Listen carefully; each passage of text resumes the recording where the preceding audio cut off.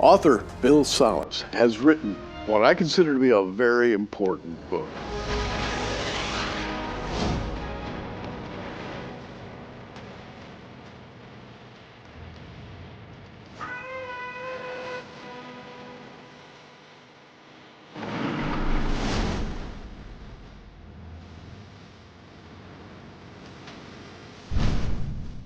And we'd like to welcome author, lecturer Bill Salus to Prophecy Watchers today. Bill, always good to have you here. Gary, thank you so much. It's always a pleasure to be here, especially with this book here dealing with some very powerful end times prophecies. Now, Bill, you've written 6 books. I could name them all, you know, the Nuclear Showdown and Psalm 83, Apocalypse Road, the Now Prophecies, the Next Prophecies, and here's this one called the Last Prophecies. So you're sort of building as you go along.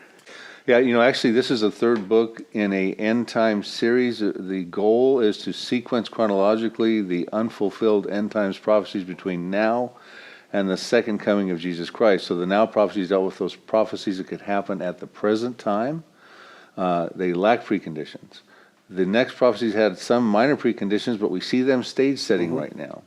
And then the Last Prophecies take the reader right into the tribulation period, that time period that is when God pours his wrath out on a Christ-rejecting humanity, and there is so much written about in the tribulation that we're going to turn that into 2 volumes. So this book here is the first 3.5 years of the tribulation period. And you and I had a little discussion before we came on today, and as we were talking, we talked about how complex all this is and how people may have the attitude, oh, I've heard this all before in different ways and in different iterations, and some people look at it this way, some people look at it that way.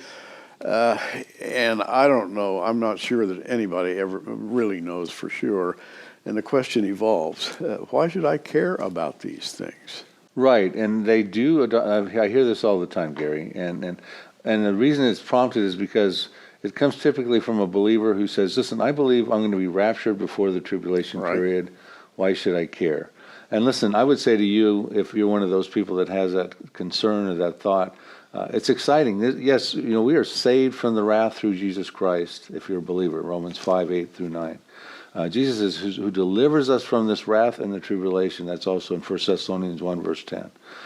He will keep us from the hour of trial. This is exciting scriptures and promises we have that comes upon the whole earth, and that's in represents tribulation. And he did not appoint us to the wrath. But you know what? Some people are appointed to that wrath. And so, and that's in 1 Thessalonians 5, 7, and 10. And then comfort one another with these words, Gary. I mean, come on, how exciting is that? If you're a believer in Jesus Christ right now, you're not appointed to the wrath of God. But you know, I ask this when I talk at conferences and churches about this sensitive subject matter, prophetic subject matter. Raise your hand if you know someone in your family. It could be a child, it could be a spouse, it could be a grandchild. It could be a neighbor, a coworker that is not saved. Right. That if the rapture would happen in the very near future, and it very well could, look at what's going on in the world, folks, you that are watching.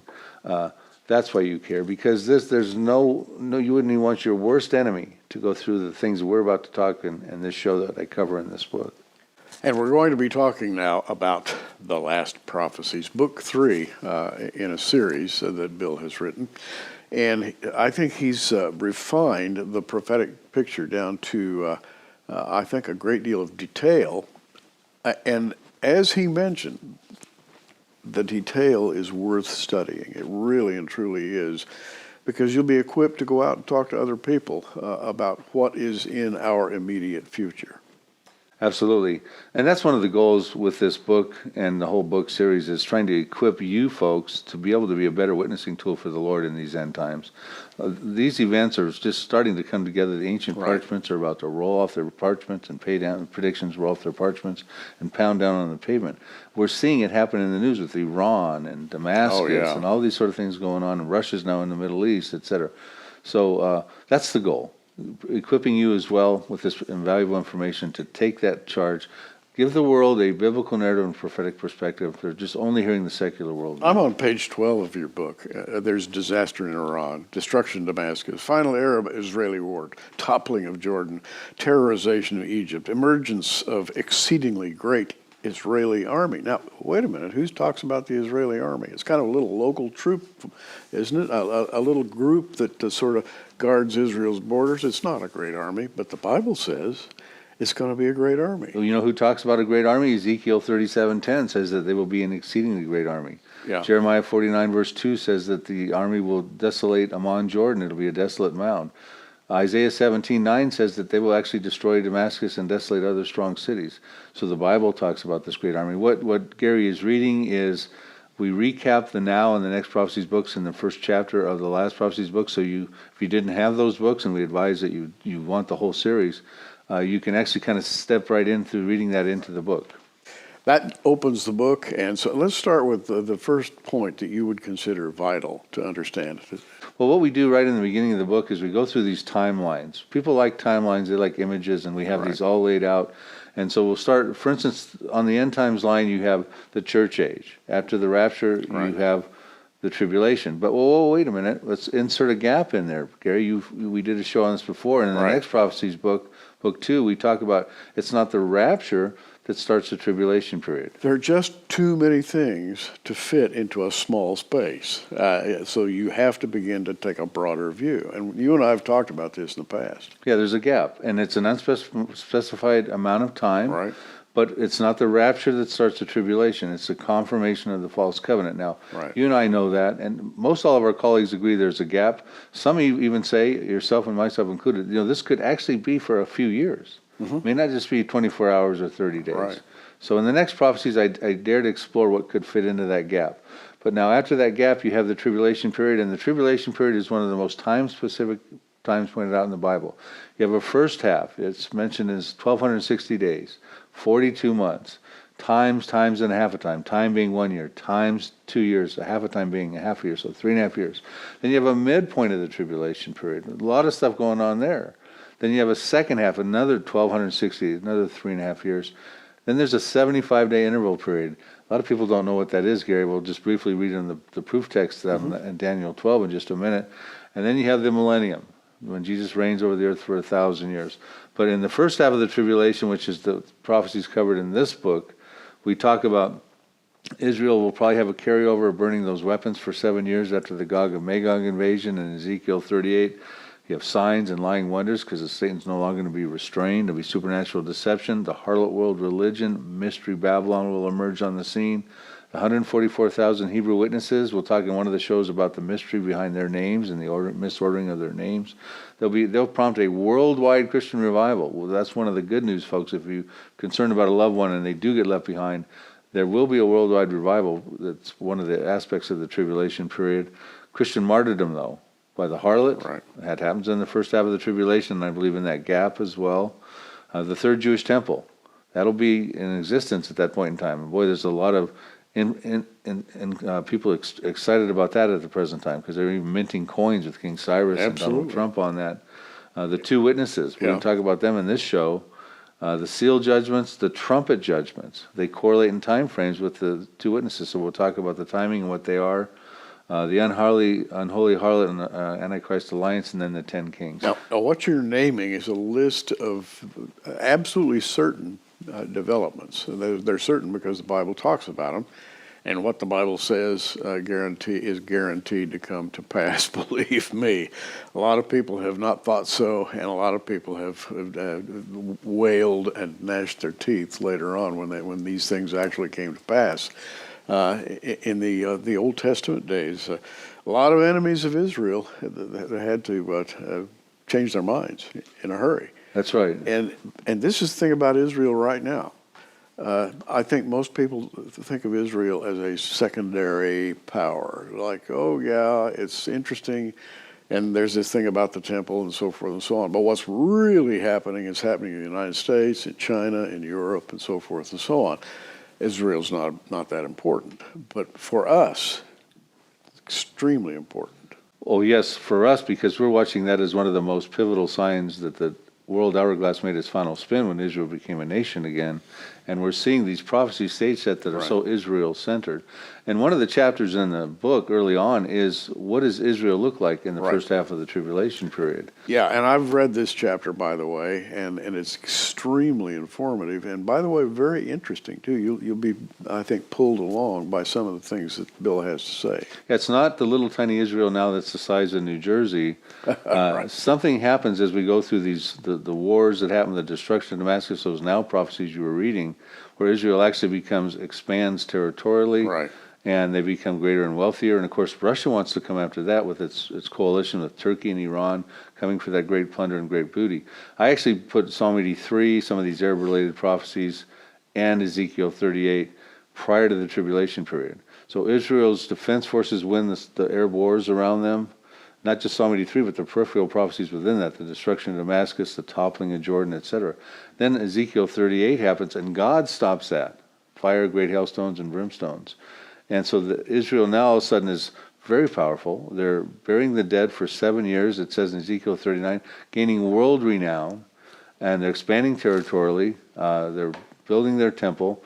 So that Israel is Israel we're envisioning in the first half of the tribulation. When we go through some of these timelines, and these are in the book, people, because like we said, timelines are so helpful for people. In the midpoint of the tribulation, we have the death and resurrection. I mean, there's no shortage of things going on in the middle of the tribulation. There's a lot going on in the first half and the second half. And by the way, just as before I get into that, I want to say, my goal when I sat down, Gary, to write this book was to cover this book and end it all up in one volume, the last prophecies of all the tribulation. 300 pages later, I realized I need to stop. We're going to have this big volume here, and that's fine. But we're trying to keep these in, little short reading books for the now, next, and the last prophecies. So I had to go and just go the first half. But the next book is going to have to be dealing with the middle and the second half and that 75-day interval, because there's stuff going on in all those compartments. And so we have at the midpoint, you got the death and resurrection of the Antichrist, the desolation of the harlot by the 10 kings, the death of the 2 witnesses, of course they resurrect and ascend to heaven, the abomination of desolation spoken by Daniel the prophet, the false prophet comes on the scene at about that time, the image of the beast, the mark of the 666 starts coming in right around that time, a war in heaven, Satan is cast down to the earth as he loses and a third of his angels come. Persecution of Jews start coming as Antichrist starts to commit a genocidal campaign. And the 7th trumpet judgment sounds the 3 woe judgments, the 3rd woe judgment, which is the bowl judgment. And then there's no shortage of prophecies in the second half of the tribulation, commonly called the Great Tribulation. Now, if you're watching this at home, or on your computer, and you're hitting stop and you're trying to write all these things down. These timelines are in the book that Prophecy Watchers is offering. The second half of the tribulation, 3.5 years, very specific, 1260 days, 42 months, times and a half times. Same repeat things alluding to that specific second half. There'll be a woman in the wilderness in Revelation chapter 12. The 7 bowl judgments, and these are worse than the judgments of the seals and the trumpets that have preceded them. There'll be the 8 stages of the Armageddon campaign with the Antichrist assembles his allies, the destruction of commercial Babylon, the fall of Jerusalem. The Antichrist and his armies go to Petra, Jordan to come after the faithful remnant, the natural regeneration of Israel, the second coming of Jesus Christ. Hallelujah for that. That's going to happen at the end of the Great Tribulation. The battle of the Valley of Jehoshaphat and Christ's victory ascent up to the Mount of Olives. Now we get into this 75-day interval. Well, 75-day interval, I took for granted. A lot of people don't really even know what that is, Gary. What is that really? Because there's no shortage of prophecies in that. And we turn to Daniel 12, verses 11 and 12. And Daniel 12:11 says, and it's quite literal. And from the time that the daily sacrifice shall be taken away, that means there's going to be a daily sacrifice. And the abomination that maketh desolate set up, there shall be 1,290 days. So you couldn't be more specific than that. Right. 1260 in the second half of the tribulation, but now he's talking about 30 more days. He is. In the next verse, blessed is he that waiteth and cometh to the 1,305 days. So there is an interval. You have 1,290 days plus a month, if you will, and it's roughly, and it's going to happen. It's laid out. Right, and then he goes on to say, blessed is he who can wait till the 1,335 days. Right. So the simple math is 1,260 days of the second half of the tribulation, so 1,335 days minus 1,260, 75-day interval. And he says, blessed is he who can wait till that point in time, because the things going on in there are as follows, and you'll see why blessed is he who can wait for that. They're going to see the Antichrist and the false prophet cast into the lake of fire during that window period of time. Satan's going to be bound for 1,000 years in the bottomless pit. There'll be that sheep and goat Gentile judgment in Matthew 25, and if you're not familiar with that, there'll be sheep Gentiles who will be saved and go into the Messianic kingdom. The first resurrection of the Old Testament saints, the resurrection of the tribulation saints, the marriage supper of the Lamb. This is a very important 75-day interval, and then of course you go into the Messianic kingdom. So I know we laid out a lot of prophecies, rapid fire, but we compartmentalized them for you. These timetables images are in the book, but this is what you don't want your loved ones to be facing, folks, when you understand how enormous the world of catastrophic events take place during these prophecies. And we tend to listen to secular authorities on what's going to happen. And if you listen to the secular authorities, they talk about the rising sea level, they talk about global warming, they talk about famine, because the world won't be able to raise enough food. We'll pollute our atmosphere with petroleum products, et cetera, et cetera. That's all anybody's talking about. And so that's the focus, if you will. That's secular prophecy. They're prophesying all these horrific things, totally ignoring Bible prophecy, which is the real thing. That's right. And there's so much going on now that the news is so important. We're watching it. But when you watch the news, your favorite channel, whichever one that may be, you're going to get these pundits and these military analysts and politicians. Right. They're going to give you their best shot, bless their hearts, at what they think trends lead to and where this goes. But you don't have to rely on that. You have the biblical narrative and the prophetic perspective, and that's what Gary's talking about. We need to be in our Bibles daily, understanding our world around us right now. Yeah, and this is Bill's book. I mean, this is what he does. He talks about what's actually going to happen according to the Bible, not what some professor at some college has to say about global warming. Absolutely. So can we talk about the two witnesses? These guys are incredible when you really start to unpack their situation, Revelation chapter 11. Right. We want to go there at this point? Let's do that. Okay, well, the Revelation 11 takes us into the first half of the tribulation, and John is measuring the temple. While he's measuring the temple, he talks about harlot Gentiles treading over Jerusalem for 3.5 years, 42 months. And then he says while this is going on, there'll be these two witnesses prophesying in Jerusalem for 1,260 days. And it says, I will give power in Revelation 11:3. Are you at Revelation 11? I am. Would you read Revelation 11:3? Talk a little about these guys. I just happen to be looking at it right now. And I will give power unto my two witnesses, and they shall prophesy 1,260 days. That's 1,260 days, clothed in sackcloth. That sackcloth reference is very interesting because the Old Testament priests and prophets would throw dirt upon themselves and wear dirty clothing and cry out to God, woe is us because of all these things that have come upon us. That sackcloth means that it's going to be bad. It's going to be bad, and it also gives us historical precedent, which might help us identify who these guys are. Yeah. These two new faces, some people say they could be Enoch and Elijah. Some people say they're Enoch and Elijah and Moses. Right. So we'll look at that. Read verse 6 too, and then I'm going to kind of give them a little unpacking. Yeah, the two witnesses have a certain kind of power, and believe me, it's powerful. These have the power to shut heaven, that it rain not in the days of their prophecy. That's kind of like Elijah had that kind of a power in his day.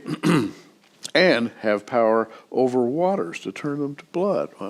Remember Moses? I remember Moses.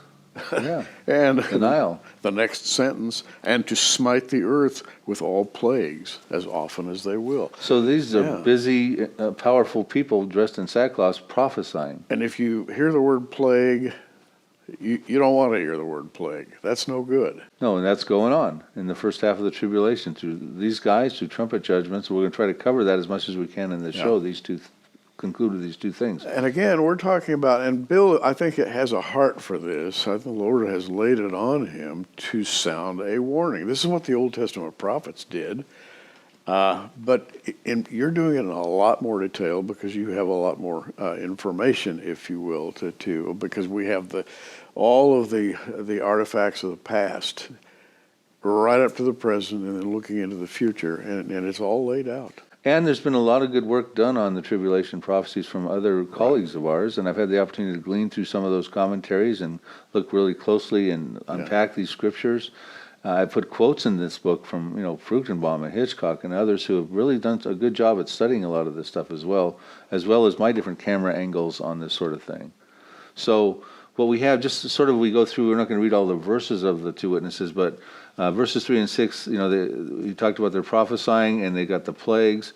They prophesied for 1,260 days. They live in harm's way because people are trying to kill them because they're tormenting people, but they can't kill them. And those who try to kill them, it talks about them. Read verse 5. It's worth reading to them. Yeah, if any man will hurt them, fire proceedeth out of their mouth and devoureth their enemies. And if any man shall hurt them, he must in this manner be killed. That's off the charts. Who's ever seen a thing like that? Right. And so they're going to try to harm them, but they won't be able to. And in response, they're going to be taken out with fire proceeding out of their mouths. I mean, come on, this is a big time thing, right? They're going to lie dead in the streets of Jerusalem for 3. They'll be killed by the Antichrist. Let's start right there.